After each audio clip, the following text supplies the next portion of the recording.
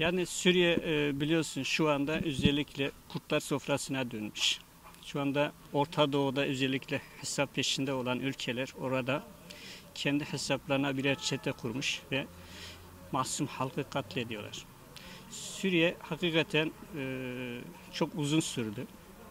Çok uzun sürmenin de bazı Avrupa ülkelerin hesaplarına geliyor. Silah satıyorlar. Daha ziyade özellikle Birleşmiş Milletler Suriye ile ilgili karar alamıyor. Çünkü orada Birleşmiş Milletler'den kararları veto etme hakkına sahip Rusya ve Çin maalesef bütün kararları veto ediyor. Şu anda Suriye'de 14.600'e yakın bebek katledildi. 150.000'den fazla sivil halk katledildi. 500.000'den fazla insan sakat kalındı. 3,5 milyon insan yerini yurdunu terk etti. 6 milyon insan yerinde edildi. Ve hala bu medeni dediğimiz dünyanın gözü önünde bu katliam, bu zulüm devam ediyor. Peki Avrupa insan hakları, diyelim de Müslümanlar ne yapıyor? Maalesef bizi en çok üzen İslam ülkeleri, Müslüman ülkeleri. Onlar da sessiz, onlar da duyarsız Suriye'ye ve dünyada olup biten tüm zulümlere maalesef sessiz kalıyorlar. Bu da bizi Müslüman olarak üzüyor maalesef. Hakikaten katliam, bu asırda katliam diyoruz, zulüm diyoruz. Yanı başımızda yapılıyor ve şu anda dünyada kimyasal silahlar kullanılıyor. Tespit edilmiş Avrupa insan hakları barbar diyorlar ki biz biliyorduk kullandıklarını. Peki yaptırım gücünüz ne? Yaptırım ne? Maalesef yine orada da pasif durumdalar, sessiz kalıyorlar.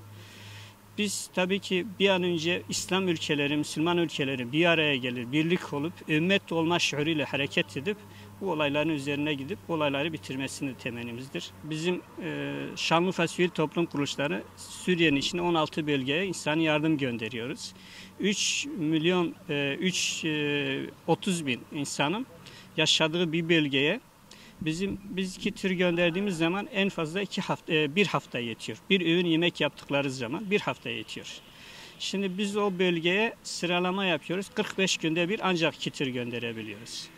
Yardımlar çok az, yetmiyor. İnsanlar gerçekten açlıkta ölüyor. Mesela Yermuk kampında 140'ten fazla bebek resmi rakamlara göre gıdasızlıktan vefat etmiş. Bu dönemde, bu asırda dediğimiz zaman insanlar açlıkta ölür mü sorarsan, kime sorarsan derler ki yok. Ama gözümüz önünde hakikaten ölüyorlar. İnsanlar aç, susuz, perişan. Çünkü Türkiye'den başka kimse yardım etmiyor. Özellikle bazıları yardım eder gibi görünüyor. Maalesef yok. Şu anda Şanlıurfa'da merkezde 20'nin üzerinde Avrupa'dan gelen, dünyanın değişik ülkelerine gelen yardım amaçlıyla gelen sivil toplum kuruluşları var. İşte görüyorsunuz burada ne yaptıklarını. Bir şey olsun diye ıslak mendil, ondan sonra bir çikolata, birkaç tane böyle basit şeyler poşetlere koyup çocuklara dağıtıyorlar ve bunda yardım diye lanse ediyorlar bize. Biz şu anda biliyorsunuz bizim Akçakale kapımız kapalı. Bir 2,5 ay oldu bu bazı nedenlerden dolayı. Şu anda özellikle Reyhan'dı, Kilis, Cilve Gözü dediğimiz kapılardan gönderiyoruz. Kardeşlerimizin, misafirlerimizin bu Ramazan'ı dolu dolu yaşatabilmek için zekatımızı, fitrelerimizi, yardımlarımızı ulaştırmaya gayret edelim ve onları böyle boynu bükük bir Ramazan yaşatmayalım diye katkısı olan, emeği olan herkese teşekkür ediyoruz.